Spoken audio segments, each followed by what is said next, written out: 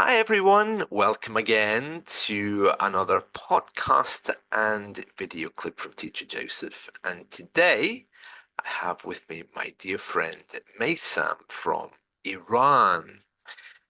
Meysam is an English teacher on italki, and he learned English, which he's going to tell us all about, because today we're going to be looking at tips how you can learn successfully, and Maysam's going to be sharing with us what he did to learn English. So, Maysam, how are you today? Hi everyone. Hi Joseph. I'm doing very well, thanks. How about you? Are you doing also well? Very well, thank you. It's been a nice weekend. The weather's been lovely here. I know your weekend is different from ours. You have your weekends on Yeah. Thursday and Friday. So how was the weather and what did you do on your weekend? Yeah, weekend was like pretty much uneventful for me, but I enjoyed my time. I just hanged out with my friend and it was pretty nice. The weather is also nice over here. The city that I live in is generally a cold city, but with the global warming in the recent years and also the spring weather that we're having right now, it's quite nice and sunny today. You hung out with friends. That's very nice. Yeah, that's lovely. Yeah, it sounds good. It sounds good. I'm sure it's very nice over there all the time. And so tell me, when did you first start learning English then? What was the year? Can you remember when your The journey with year. English first started? Yeah. Yeah, I was exposed to the language from a very young age, I can say. So maybe I was younger than 5 years old. So I watched cartoons and I was exposed to English music in particular. And that exposure created a kind of motivation for me to dig into the language and understand it. And I was pretty much obsessed with it till like my teenage years. And the journey, I mean, began learning English seriously when I was a teenager. I mean, the exposure was when I was very young, but the serious studying started when I was a teenager, I can say. Oh, okay. So that was in the 90s, was it? Or in the 2000s? It's early 2000s. Right. Okay. And would you say that's unique to you? I mean, do you think many Iranians have the opportunity to use media in that way, or did you have like a special TV setup that you could access more cartoons, or is that kind of widely Yeah, available I for mean, at everyone? that time, I remember we had CDs and all foreign cartoons and films were being sold on CDs, and we had access to them. But most of them were dubbed. People watched them in their Persian dubbed versions. Yeah. But I don't know why. Maybe I had access to the original English versions of these cartoons and media. I mean, Right. they both options were available, but I mainly watched the English versions. Yes, and they helped But you of the course, most. as the internet grew, as the social media grew in these recent Yes. years after 2010, opportunities increased in comparison to the Right. early 2000s. Yes. So you would say media is key. That's the one thing that really Yeah, helped. exactly. Is that right? It Yeah. was the key for my learning. Wow. Yeah, because some people say, that they like media, but they prefer reading, for example. But I'm always in favor of media because it's kind of like passive learning. You can leave it in the background, whether it's radio or TV. You can always pick up words from the different actions that they're doing as well. I think media is a wonderful thing. So media is up there as one of the key Yeah, things. sure. Especially when someone is a beginner in learning a language like English. And media not only does it help you with the language, it also provides you with motivation, I mean, introduction to the culture, how people behave, or their general lifestyle in that culture and language. You can get familiar with them using media, which is not so vivid when you were just reading books or I don't know, articles, etc. Yeah, and did you use subtitles at that point as well, or Subtitles? yeah?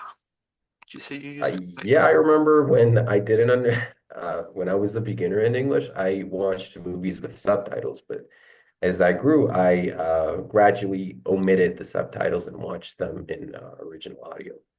Wow, you're very lucky having such access. I mean, that's back then, the internet wasn't such a big deal, especially where you are. So I suppose um, it's very different now.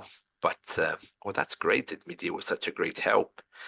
When I was growing up, we didn't have the internet, so it didn't exist. We used something kind of the same. It was like shortwave radio. It was radio where you could Yeah. listen to other countries talking in different languages. The same kind of thing, but not Mm. quite as eventful or up to date at the time of broadcast. Yeah, and Yeah. also radio connections, I guess at that time were not so stable, or you couldn't hear those radio stations very clearly, I guess, at that time, right? Well, the Even on those actual short waves. Yeah, the actual way they broadcasted, the actual way they used to broadcast these stations was they used to wait for the sun being in a particular position, and they would beam the transmission off the sun back to the earth. It really was amazing technology for the time. But you are right, there was always static. If someone was using machinery, the radio could pick that up. It's much better now. You can still use shortwave on the internet. It's a much Mm, yeah, more exactly. accurate way. Yeah, that's very good. So yeah, that was our way before the internet came. So Yeah, what but hit? our generation, Sorry, I go on. mean, Gen Zs Yeah, across the globe, they've had a lot of opportunities in these areas. I mean, we had the growth of internet. We lived in a digitalized world. We were born in that era, and we grew with the growth of internet. yeah, it's interesting. I only So worked out I what just Gen took Z actually advantage meant of that recently. growth. Yeah, I only worked out what the Gen Z was recently. I was talking about it on a podcast. It's really interesting. Mm. Um, yeah, Gen Z. So we would say Generation Z here in the UK. Yeah. So you consider Yeah, yourself that's a the Gen complete Z name. then? You're a Gen Z. Yeah, I was born in 2001. So those people who were born in were born after, I guess, 2000s are called Gen Zs, right? Or after 1990s. Yeah. Yeah, I suppose so. I don't know the exact time frame of when it all fits in, but yeah, yeah, something like that. Wow, Gen Z. Hmm. You have a very nice accent there. It sounds Mhm. a little bit American, so maybe that's the media you were watching growing up. Would that be Yeah, right? exactly. So American media at that time dominated the whole, I guess, the cartoons and movies. And I guess still it does. So that's where I got that influence of American accent. It shows And how powerful. for me at that time, American accent was more understandable than British accent. So that's why I adopted that accent. For me personally, it was like that. Yeah, it really shows how Easier to powerful. understand and comprehend. Yeah, it shows how powerful the media was in order to give you an accent. You say you adopted it, so did you have to work on adopting that, or did it just naturally develop? Um, I kind of worked and it kind of naturally came into me. I mean, uh, I heard the media, I heard the way English was spoken, and I somewhat also tried to imitate that accent. So it was both. Yeah, I always tell my students shadowing is the way forward if you're trying to develop a Exactly. particular accent. Absolutely, absolutely. So then, my next question is what hindered you? So we know what helped you, the media, but what held you back? What hindered you? Um, would you Hinder. say? Yeah, Yeah, hinder. I can remember this might be interesting, my answer. So Okay. the only exposure that I had to academic English and that kind of schoolway English was in school when I entered middle school. And a lot of teachers out there, the methodology they had was not quite natural to the way we naturally learn languages. I mean, they focused more on grammar. They barely spoke original, authentic English in their classes. And I remember they were extremely concerned with grammar and tests and excessive tests.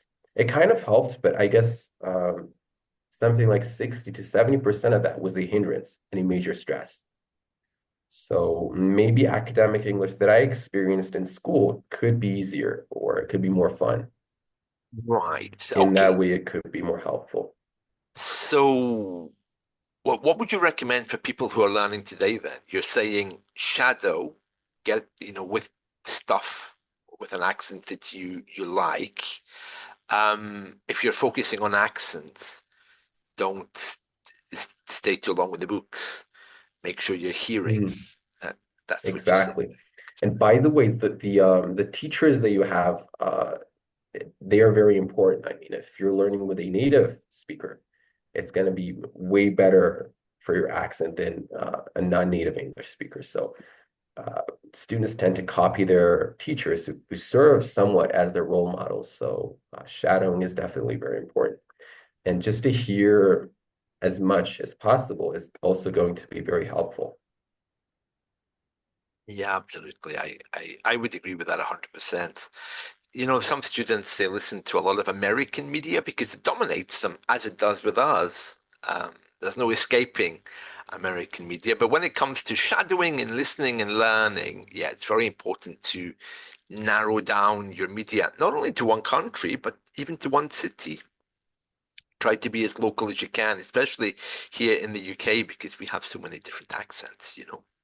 Um, yeah, And thank this you very, question you asked about, my recommendation for learners, it yeah. basically comes down to their own goals and expectations. I mean, some people might not even think of their accent as being recognized as a non-native English speaker, or I guess a minority of students might have this goal. So for them, we can recommend shadowing. But for other students, what I recommend them is to learn English or learn any language in a natural way, but just focus less on academic stuff and just try to experience the language and the culture.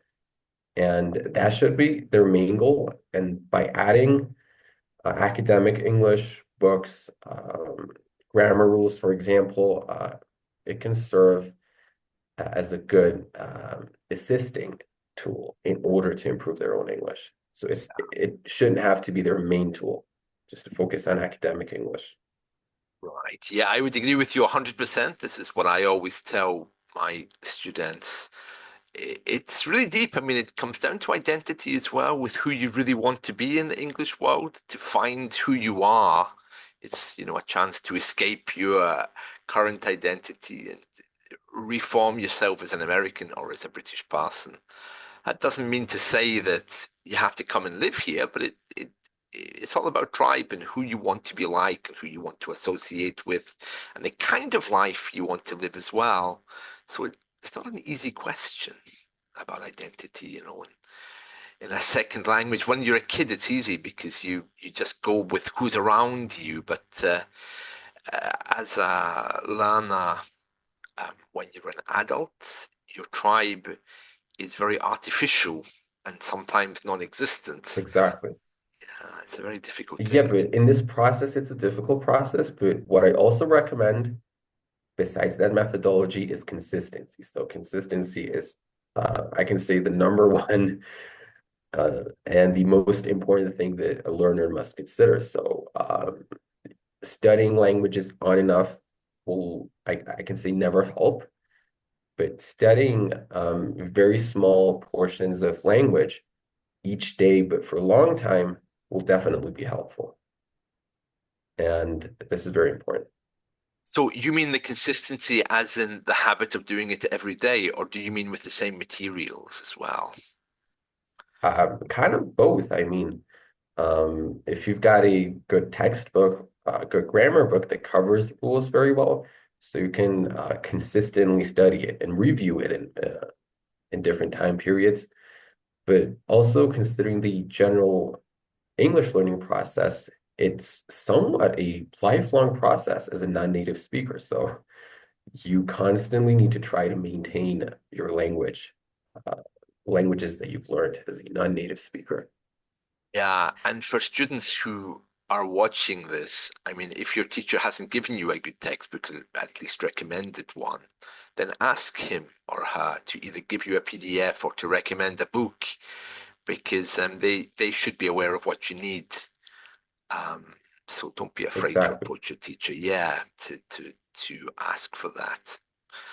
Okay, so one issue which many people struggle with is motivation because, as you know, um, I'm currently learning Farsi. I've already learned Spanish. I know a Hmm. bit of Dutch, a tiny little bit of Arabic, and I speak Scottish Gaelic as well. So when it comes to motivation, what keeps you going? And what can you remember what it was like for you when you were younger? Because as adults, this is one thing that people really struggle with because they don't often see markers, especially with accent. I'm always telling people to record themselves when they start shadowing and then review it 6 months later because it's hard to hear the change.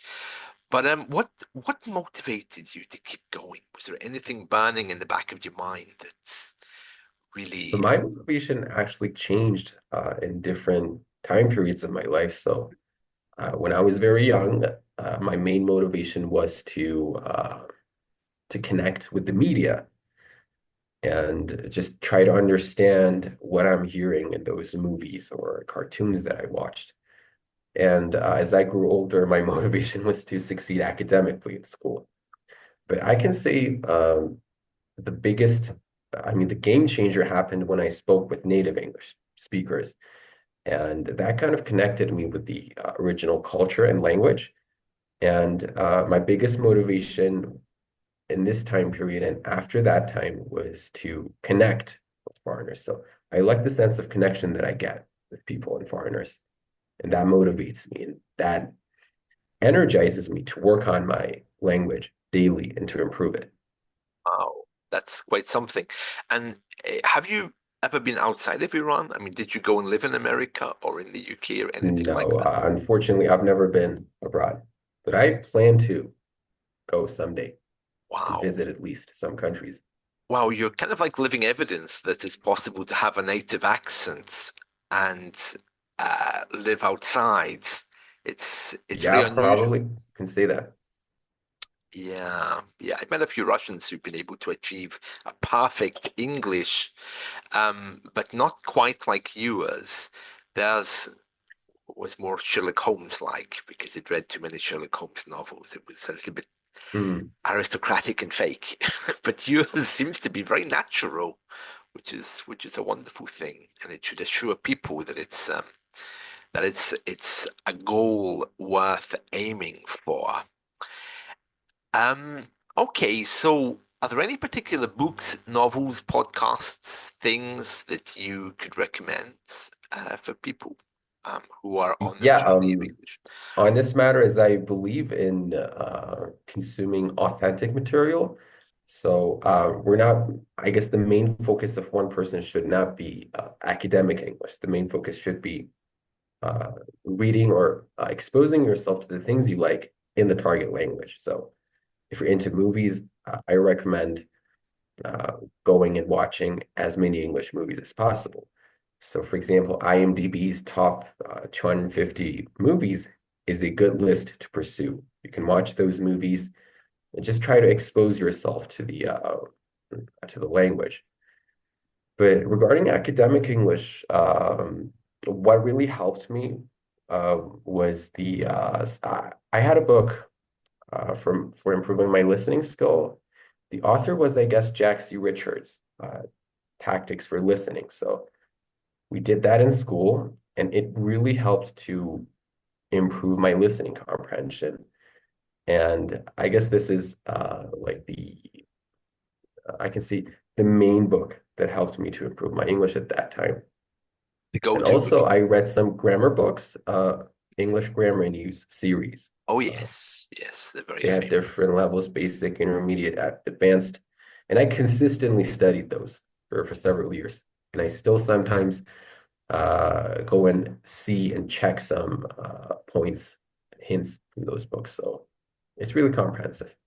Yeah, in that series of books, there's one now specifically focusing on accent as well. I can't remember what it's called, but it's part of the same series. Um, Mm. can I just jump back and ask you about that book you mentioned there, Jack somebody you mentioned? Jack C. Richards, yeah, that's the author. tactics for listening. It has Tactics for it's listening. been written for various levels from A1 to I guess B2. It Wow. trains your ear to various spoken forms of the English language, and there are some exercises in the book so that you can practice listening comprehension, which is I guess very important for Wow. everyday English. Yeah, thank you for that. That's a very useful recommendation there. And what podcasts are you listening to these days? I mean, presumably you're still going over material, even though your English sounds perfect now. Are you still reading daily or doing stuff daily to reassure your English or reaffirm it? But Yeah, what's your I daily? reinforce and I try to improve my English and maintain it using authentic material these days, mainly. And just occasionally and only sometimes, I go and read some of my grammar books. And I just randomly look up some words in the dictionary. I check up some idioms, phrasal verbs. But the main materials I consume are podcasts in my favorite subjects, such as psychology, business, academic uh, podcasts, etc. Mostly authentic materials. Yeah, psychology sounds fascinating, very deep. So you must be always learning new words, I suppose, if you're into Yeah, psychology. kind of. Yeah. Yeah, I know sometimes I listen to those kinds of podcasts, and even for me as a native speaker, I still have to check the words. Some people think because you're a native speaker, you know every single word in existence. And one of the good things about working on italki, as you know yourself, is people challenge you. They ask you things, and you think, let me let me check. And then you Exactly. have to go and find the answer. Yeah. Oh, very good, very good. So you're teaching English on Italki as I am, and you Hmm. also teach Farsi, the language of Iran. Is that right? Yeah, my native language. Wow, great, great. Yeah, very nice, very nice. And so all of this kind of stuff, if people want to book a lesson with you, I'll put your profile in the show notes, uh, Yeah, sure. YouTube and in other places, so that they can see you if they want to approach you for any lessons or support. Any other things you would like to recommend to learners? Any final bits of advice or any other things that you would like to tell people who are maybe struggling to get to that next level? Yeah, I would again advise learners to find their motivations first and try to find something that really motivates them and energizes them. And based on that motivation, they should create a goal and form a daily habit.